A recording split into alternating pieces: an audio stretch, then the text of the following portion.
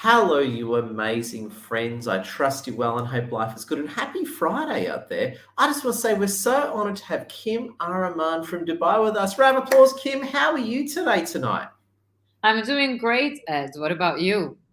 Well, it's been fantastic. We've had a fantastic day. It's now 9 p.m. in Sydney, and we've been partying all day at our big meetup at Novotel Darling Harbour. So we're all full of chips, food, sweets, and everything, Kim. So we're in party mode now. How are you?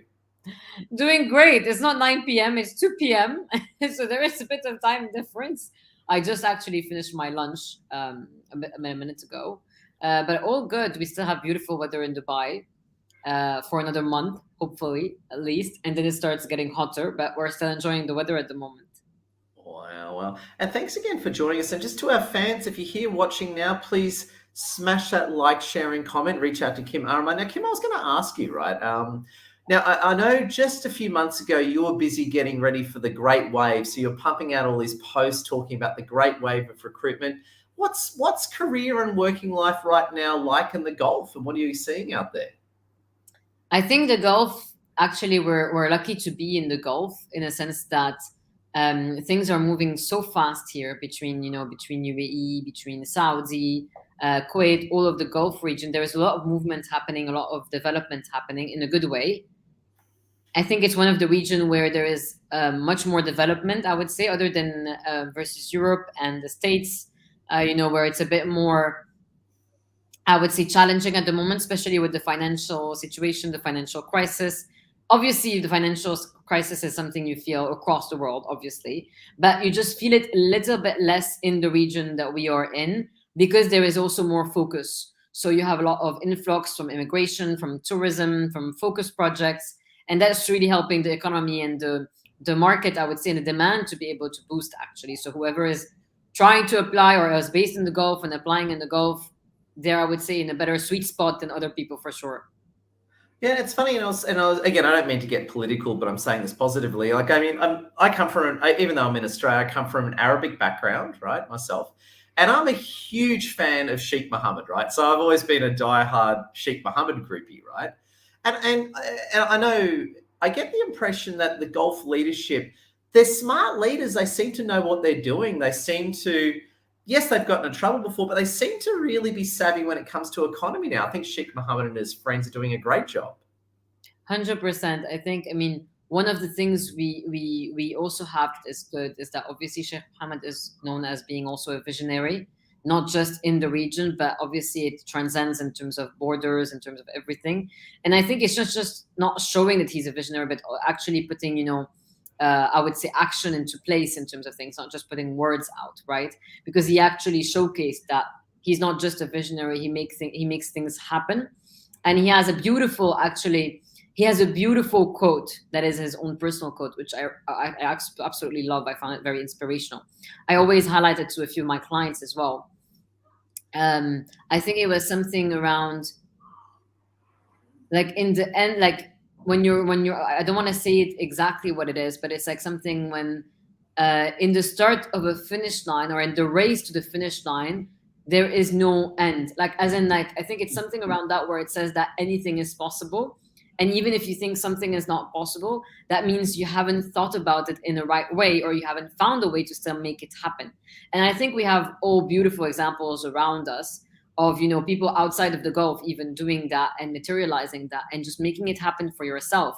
When you put your head into something and you want to make it happen and you really want to go after it, there's no one that's going to be able to stop you from getting that into action, from stopping you from really getting into somewhere if you really have your heart and your mindset after it. And I think that's amazing.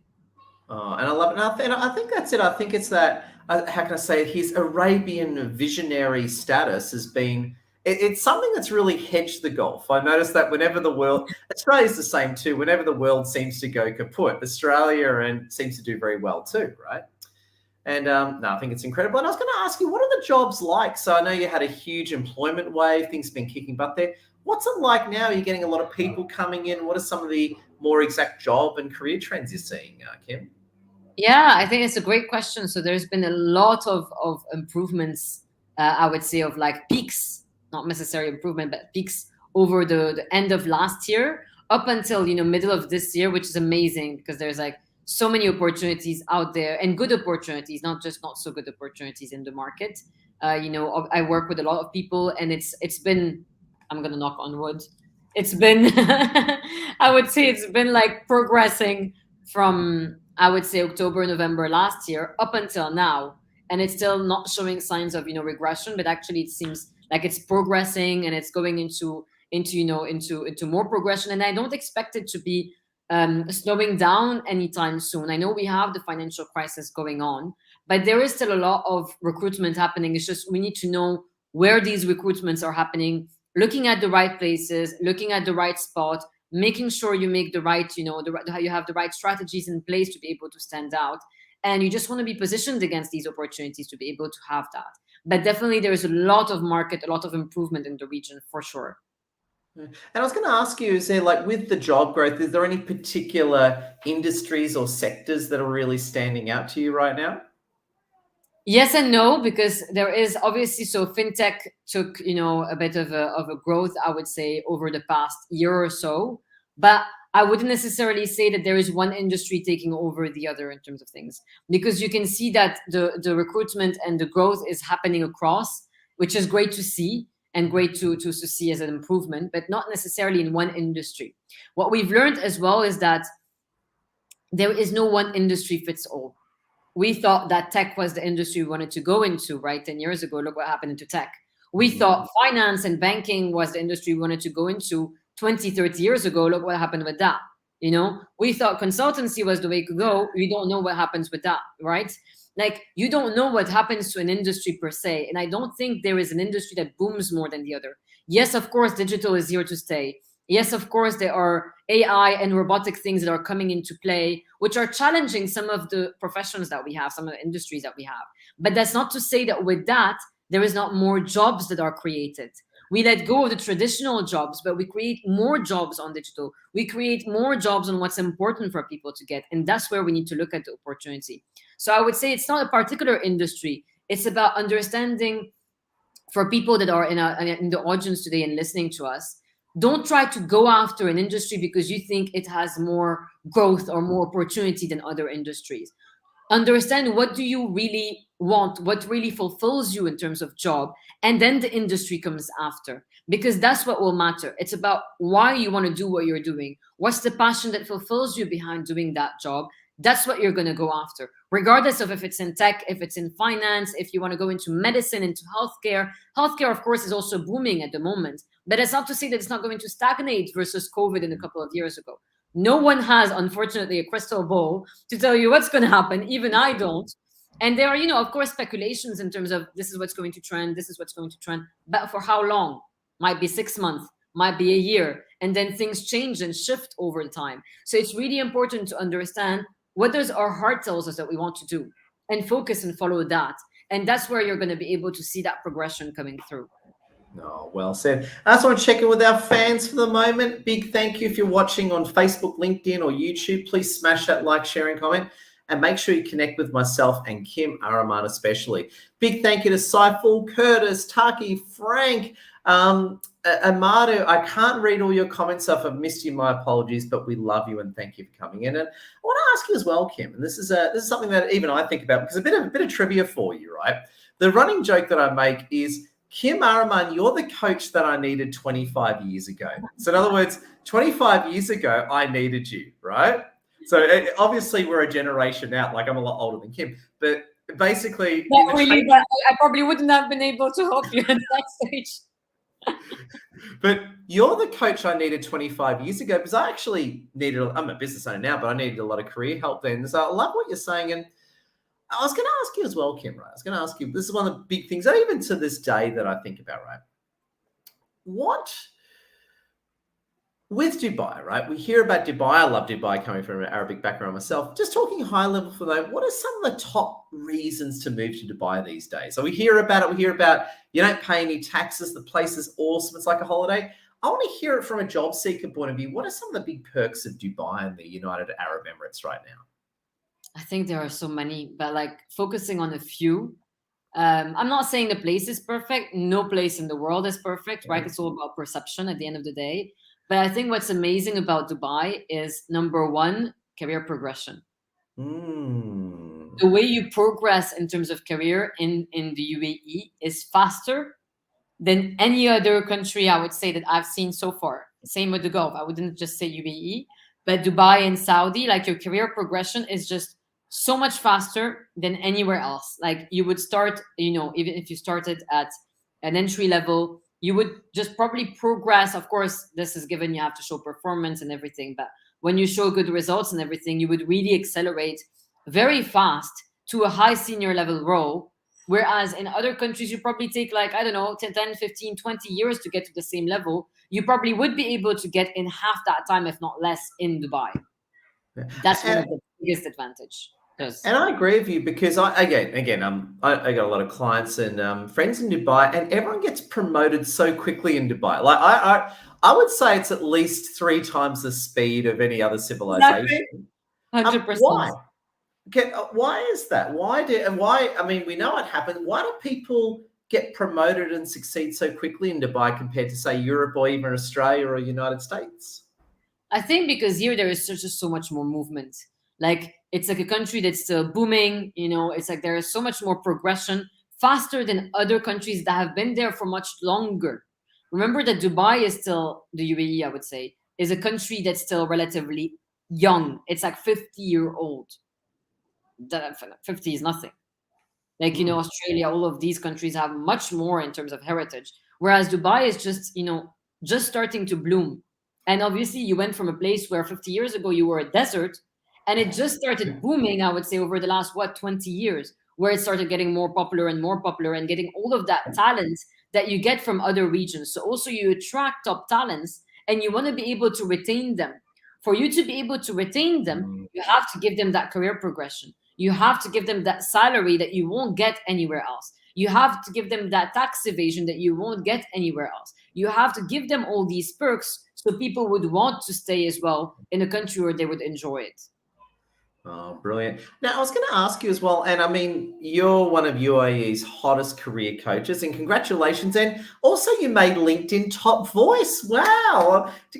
If you don't mind me asking, tell us about the LinkedIn Top Voice. Were you sitting at your desk one day and then you noticed this LinkedIn? Tell us all about it.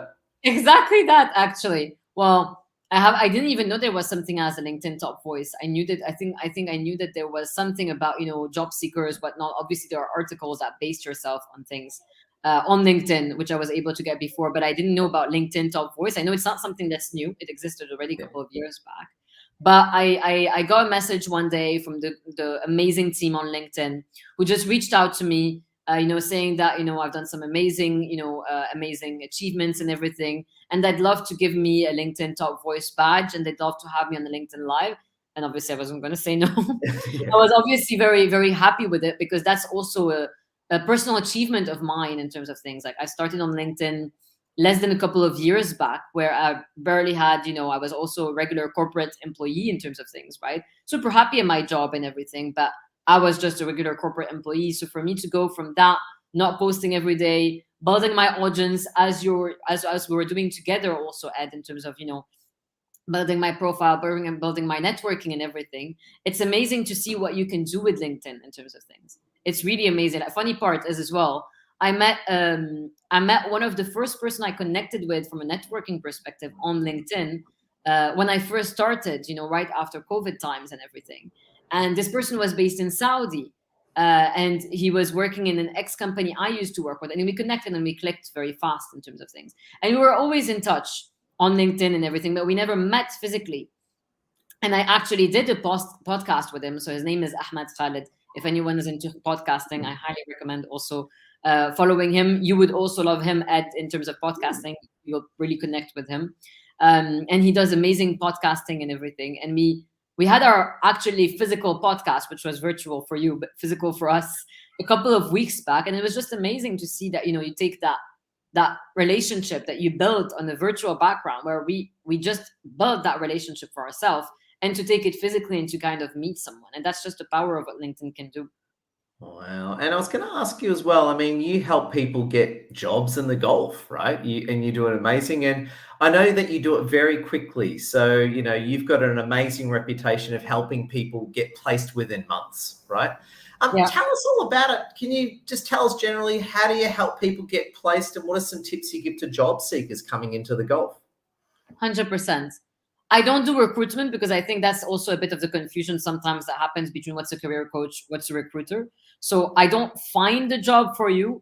I just work on understanding. So I only work on one-on-one coaching. I don't work on group coaching, but I work on understanding what is your exact situation? What is your goal that you're looking to achieve? What are the exact challenges that you're facing towards achieving that goal? So I create for you a bespoke personalized plan that enables you then to be able to guarantee these results.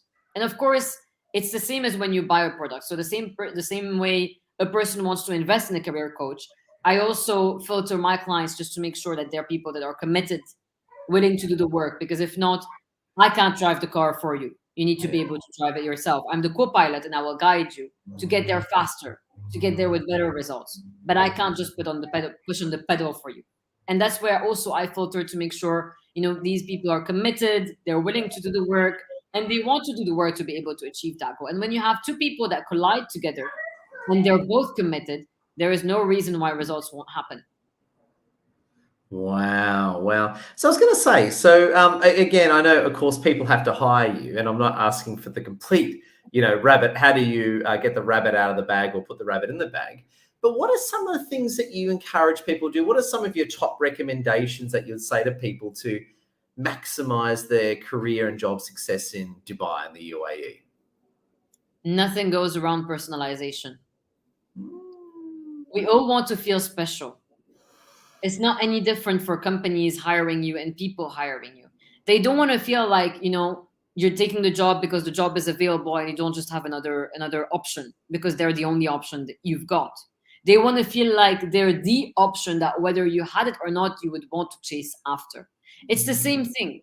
So you need to be able to personalize it in a way where you make them feel special. You make them feel like they are the choice that you would have always wanted.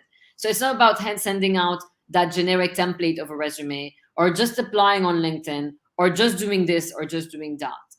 Because as I usually say, if you do that, it's like when you have a drop that's rippling in a full ocean. Good luck standing out. You have Yeah. an infinite chance of standing out, but it's not going to be much. If I don't shout and make myself visible in a positive way, of course, I'm not likely to be heard. Imagine being in a crowd and you're shouting and you're in a concert. Who's going to hear you then? No one. So you need to be able to shout, to stand, to be on top of someone's shoulders for you to be able to be visible. That's how you Wow. should. Wow. Brilliant. And I was going to ask as well, right? And there's a very important one, right? LinkedIn. Tell us about LinkedIn from a job hunting viewpoint. Again, I live and breathe LinkedIn more from a business influencer viewpoint, but tell us how it works from a job hunting viewpoint, Kim. I think what we also need to be mindful of is always challenge yourself to think when you're doing that networking, which there is no going around, right? There is no going around networking in terms of jobs and everything. I'm not saying there is only that, but there is no going around that. Yeah. And I want you to challenge yourself and think, if I connected with that person on a physical level, if I reach out to that person on a physical level, would they respond back to me? Why do you think it's any different on LinkedIn? If anything, it's even more challenging because I don't have anything to owe you, because I don't need to show you that I read your message, because I don't even need to respond back if I don't want to. So it's even more challenging to think, am I being too salesy? Am I being too pushy? Am I not being genuine enough? Yes, you can ask for support, but you need to ask it in a smart way. If I go and ask for someone who I barely know for a favor, why would they even reciprocate the favor? Some people would do out of the kindness of their heart, but most people won't. Because you can imagine also how many spamming they get from other people asking the same thing. Why would I put myself in a situation where I might compromise myself, but I don't know what your worth is because I want to help you out? You need to build it smartly. And I'm not saying that in a materialistic way. It's not about getting what you want in a bad way, but it's about building genuine, authentic relationships, which there is a whole strategy behind that being built for you to be able to get what you want. I still get so many emails today of people saying, "Oh, I have X years of experience," blah blah blah, thinking I'm a recruiter. But even if I Yeah. wasn't, who would even respond to these? Yeah. Why? Why would you send someone an email saying, "Can I share my resume? This is my experience." And I do understand some people are in tougher situation than other. They need to get a job, 100%. But there still needs a way to do that. You wouldn't walk up to someone and say, "Hey, this is my resume. Can you apply?" Why would you think it's any different on digital? It's even worse on digital. Yeah. It's Wow. exactly the same thing. Wow. Kim, I got to say, I love your work. I know you're a busy lady, and thank you for spending time with us. As we wrap things up, can you please just tell us, for anyone listening, be it to the recording or live, if they want to work with you, what's the best way of getting the process started? So one thing, I'm putting my masterclass up for April 17th in a couple of weeks' time. So definitely keep a lookout my daily post, because I think as of Monday, there'll be the call to action where you can be able to register on the link, where you'll have a 1 hour free masterclass with amazing tips you're not going to get anywhere else, for free. And then you'll be able to see if we're the right fit. If you feel you have value from the class and you want to connect with me after, you can do so. If you are in a more time pressing period where you don't want to wait till that and you want to get hands on, help before, then just connect with me, not connect me, connect with me on LinkedIn, send me a DM so I don't miss out on that. And then we can take it from there, because I'm so much more active on LinkedIn than anything else. Oh, of course, LinkedIn is the ultimate platform. And again, I know you're busy, Kim. Just before you go, can we please get any closing thoughts from you? What are some of your tips and insights, and what would you like to say to the world of job seekers out there? The job market today is very tough. There's no denying that. It's becoming tougher. It's becoming more challenging. The financial situation is not helping us do the same. Don't get illusions of job safety where you are because you want to settle, but you're not happy in terms of things. Unfortunately, whether it's now, whether it's in 10 years, there's no job security. And there was never a job security in the first place. It was an illusion of job security. So if you are in a spot where you're challenging yourself, saying, "I'm better where I am now because I don't know what to expect somewhere else. I have a safe salary now because I don't know what to expect. I have a family to feed." And I completely understand all of that. And no one is saying to put that at risk. But if you don't feel happy with a certain aspect of your career and you feel like you deserve more, my challenge is just for you, my advice is just, you owe it to yourself to just give yourself a chance. No one is saying you have to jump. You're just opening the door. I might decide to close the door after all, but just open the door. Give yourself the chance not to be in a position where you don't want to be when you're going to be forced to make the change, when you are in a position of power to make the change. And then you have still a choice. We always have a choice. What's the risk you will be taking? None. Either I choose to stay where I am, or I find that, you know what, this sounds a bit more like a better opportunity. Why don't I can go and explore it? No one is taking zero risks whatsoever. But then at the end, you do what's better for you and what makes sense. That's my advice. Kim, beautiful. Friends, you've heard it from Kim Araman. Connect with her. Kim, I know you got to get back to your busy day of Friday in Dubai. And I just want to say thank you again. We love having you with us. Thank you so much. Same here.